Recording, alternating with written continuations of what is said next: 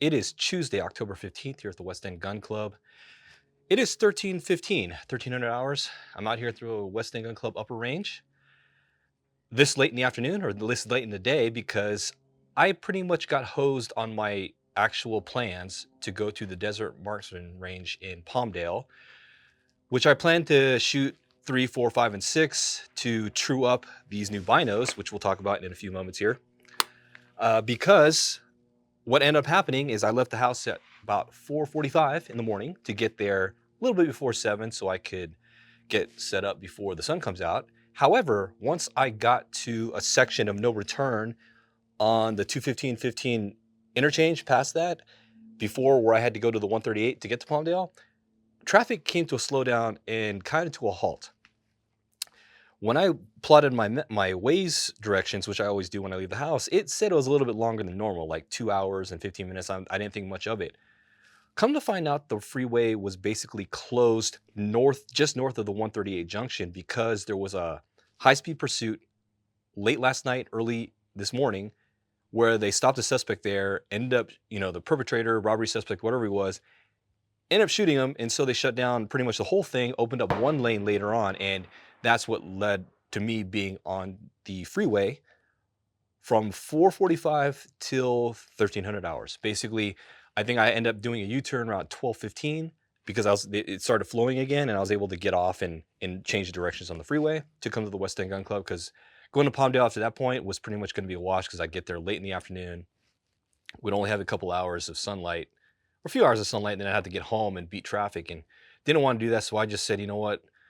Not going to Palmdale, might as well make something out of this on my day off from work, and came to the West End Gun Club to just get some rounds down range. And so that's basically where we are. So brought out my 6 Creedmoor, my NRL 6.5 Creedmoor, my NRL Hunter build with the Zico 420, which I wanted to true up with my loads because I did dial down the loads 0.2 of a grain. I just wanted to make sure everything was jiving on the ballistic calculator because I'm going to true this up. Now this is the Vectronix Shooting Solutions Vector X. This is the new hotness. This is the laser range finding binocular that everyone was, buzzing about since February when they announced this. I got my hands on one via CS Tactical, and this is the first time I brought it to the range, but I've been using it in other areas, like just non-range situations, just to test the glass, test the rangefinder, glass, like forested areas or foliaged areas, to see how it performs. And just a teaser, it's really good. It's not as good as my Swarovski EL ranges, but they're really good. So brought these out. We're going to mess around with these here at the range just to check my targets real quick. Not much really to check because I pretty much know where I set them. But I just want to see how they are. And plus we have this nice area. It's hazy today. A lot of moisture in the air because we got some onshore flow coming in. So it is hazy out there. So this would be nice to test these out. I did bring my EL ranges there in the truck. And we'll just do some comparisons while I'm here. And I really can't true it because 300 yards ain't much of a truing with this. Because, there's not much to true at 300 yards. There's so little variation. I need to take out the 5 and 6 to get any sort of truing of the solution for this gun. Anyway, let's go shoot some. Sorry, that's a B. Shoots a few rounds. Sorry, this B is really buzzing. Test a few rounds, and then I brought my 22, and then I also brought the 22 GT, and then we'll shoot those, and then we'll call it a day. Just want to get some rounds down range so this whole day isn't a complete waste of time as far as my day off.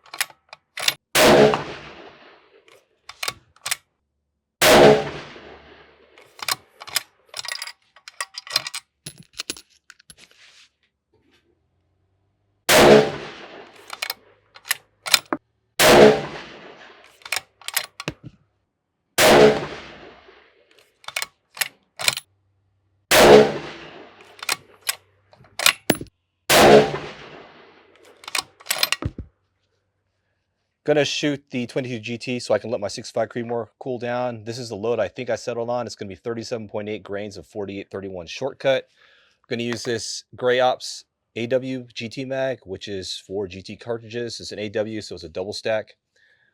It does sit the cartridges a little bit more forward, because if you notice how on the back of the, sorry, there's a lot of stuff flying around, back of the mag, it's like thicker, so it's not as far back in the magazine as it normally would with an AW mag or an AI mag. I'm not sure if that helps out this cartridge, because it is going to be shorter overall than other cartridges of a short action family, but I think that might help it out. But I do like this mag. It is expensive though. It's well over $100, but so it's pricey. But if you want I know people have complained like GT mags don't feed well, or sorry, GTs don't feed well out of certain mags. Although it's funny, because that's the whole point of the GT cartridges, so that you could feed at AI mags. But in any case, I do like it. I had no issues with it, so I guess it gets my vote of confidence if you're looking for a new mag, especially an AW mag, if you want a double stack shorter profile for GT, for the GT family.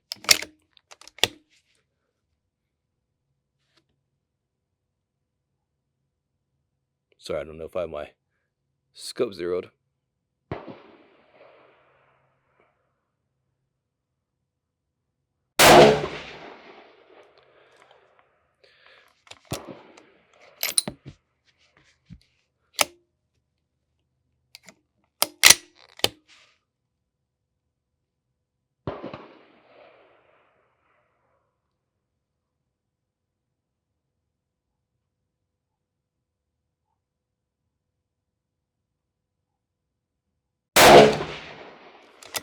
Weird. Rounds are striking high. Huh. Really high, actually.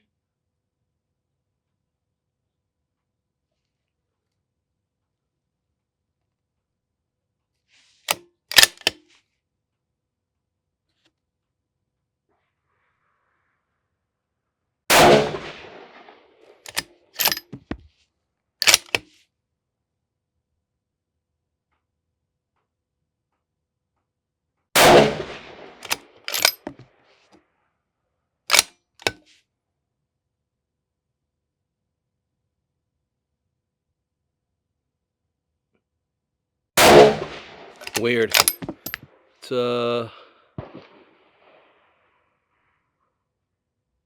3/10 high, 4/10. 3-0 this.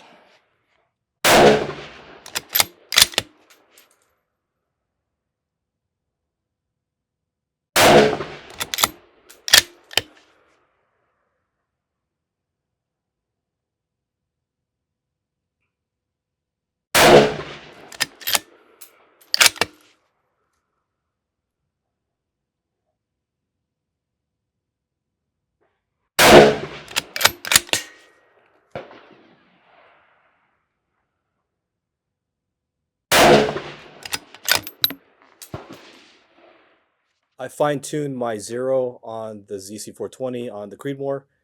Adjusted a 1/10 mil up from, I guess, other conditions. So I think it was a little low, so we'll stick with that. I got a target at 306.1 yards, 306. And Kestrel says, well, my binos say 117. So we'll try that out. The Kestrel and the binos are different, even though they both run applied ballistics internally.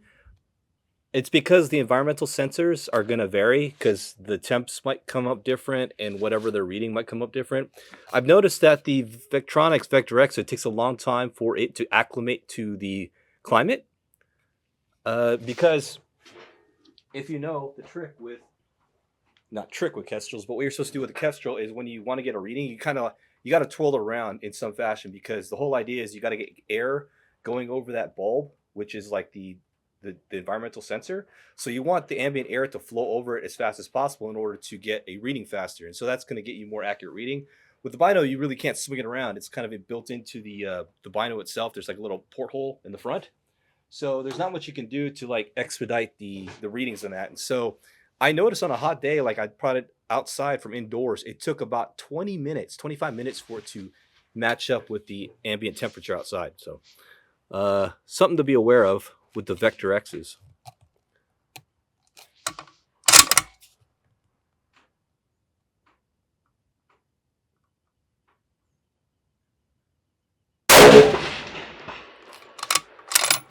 I mean, 300 yards is dead on. It's not that hard. 1.2.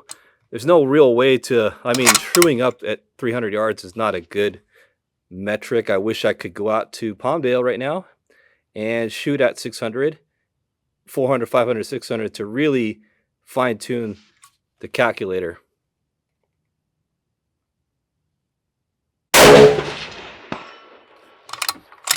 But I mean, it's pretty much dead on. There's not much to say here. I kind of don't even want to bother shooting more rounds because, I mean, 2 shots, a little bit off from each other. I would say about 1/10 of a mil away from each other at 300. Kind of a waste of ammo, but I'll just shoot one more round just for fun. Watch, I'll throw this whole group out if I do this.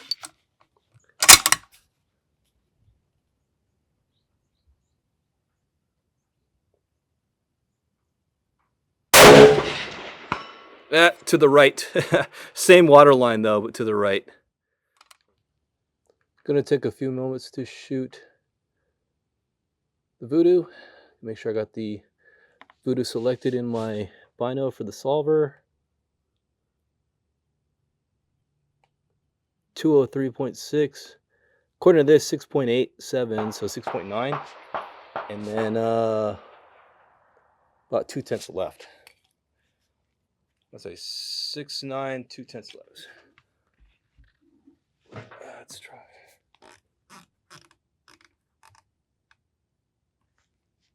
Oh crap. I don't know what my zero is on this. 2/10 left. I don't know if my bag.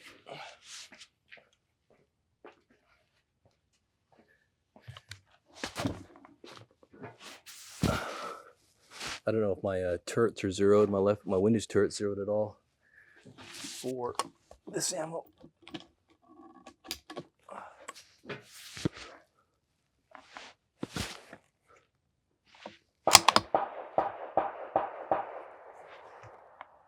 Probably should have set up my target cam, but oh well.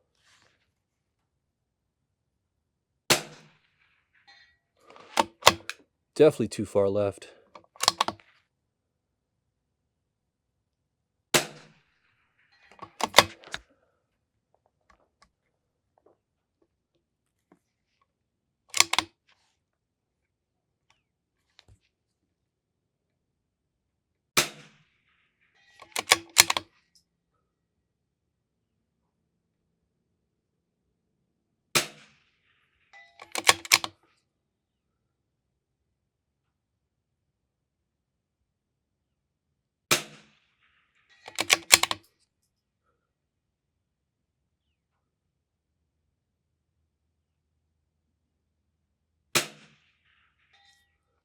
So it's hitting water line. That second to last shot wasn't low, but that was 1050, so it's 20 feet per second less.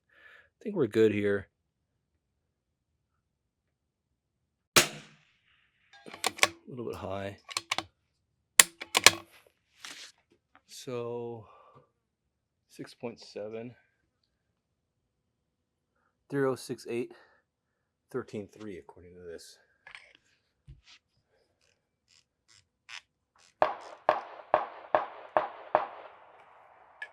$13.3 with 0.2 left. 0.3 left.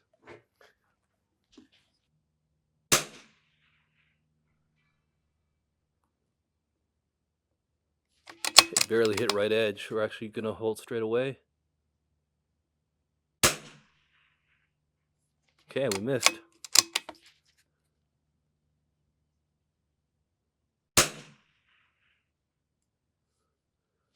Interesting.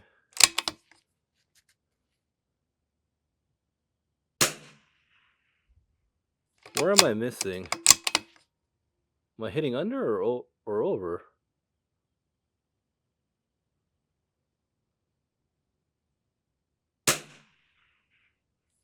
Okay, I think I'm hitting to the right.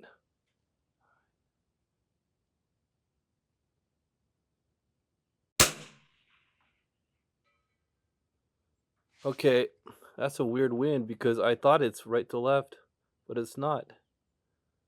I need a flag or something. I favored left. All right. I don't know where I hit on that steel. Okay, a bit below.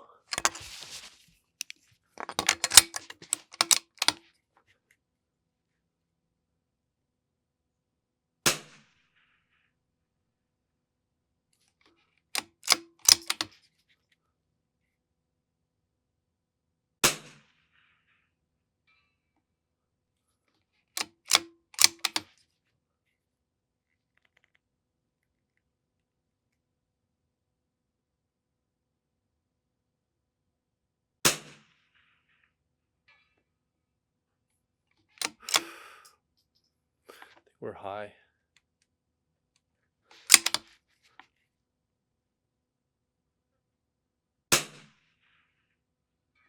Okay. I think I'm out. I think we need 13, not 13.3, so we need to adjust the curve.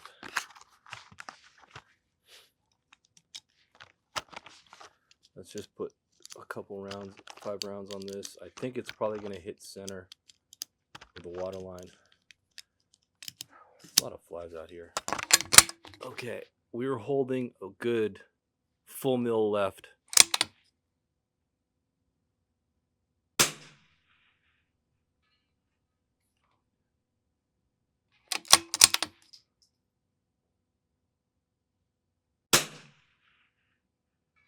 Okay, we're hitting that tape. So I have a piece of tape because I didn't bring a marker with me for the water line.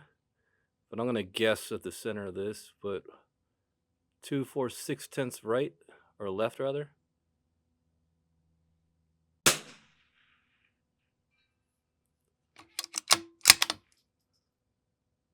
I think we're on the water line. Okay, well that's a little high. High of the water line. But our wind call's okay.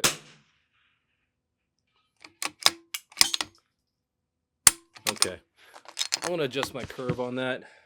So we need 13 and then 6.7 for 200. As much as I hate to say that a day at the range is a crappy day, today was a crappy day. I had plans, packed up my truck last night, was going to go to the Palmdale range, shoot 3, 4, 5, and 6 with the NRL Hunter Rifle, really get this thing trued up for that, the Vectronix, Vectronix, and then was going to have it ready for NRL Hunter, the new season coming up.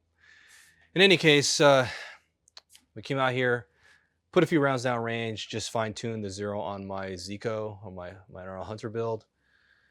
Shot a few rounds with the 22 GT, and then shot some rounds with the Vudoo, and I did true up for 200 and 300 with this bino in the solver, I think.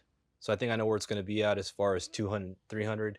We should have a good dope out to 300 using this bino. If you want to know more about this Vectronix Vector X, I'm going to publish an article pretty soon on this with a full review as well as a video review, which isn't going to be much of a, it's not going to be a thorough review on the video, but it's just more like kind of me talking about all the features and whatnot. But the written article is what what you should read. I'm a better writer than I am speaker, so I like to write, and at least I can go back and edit my writing right before I publish it. So look out for that. I'll post that pretty soon. okabj.net is my blog. But I'm going to go ahead and pack up the rest of my gear. Then I'm going to go collect my targets and get out of here. It's already, oh shoot, it's almost 4 o'clock. It's almost 1600. So there's going to be more traffic on the way home. So California traffic, after spending 8 hours stuck on the freeway, going to spend another hour getting home. And then I'm going to eat something because I haven't eaten all day. Pretty much woke up, drank some water, got in the truck and left. And I think all I had today was like Gatorade, and that's it. So I'm going to get something to eat. Anyway, thanks for watching. Hopefully you enjoyed like what I do at the range as far as my trips out here. Every time I go to the range, I try to have some purpose, but sometimes things don't work out and we end up just winging it. But as far as what I'm going to do for the given range session, FYI, the NRL 22 match for October, not this Sunday, but next Sunday, fourth Sunday of the month before Halloween. That's our next match, and we are having a practice session for those that don't know. So the regulars know this because they're on the mailing list, but we will have a practice session after the match. So the match usually ends around 11:30. we'll do a match debrief. I'll announce top 5, top 6, or whatever, and then say, hey, you are all dismissed if you want to go. But if you're going to stick around, you can have the run of the rimfire range. We're going to have stages set up.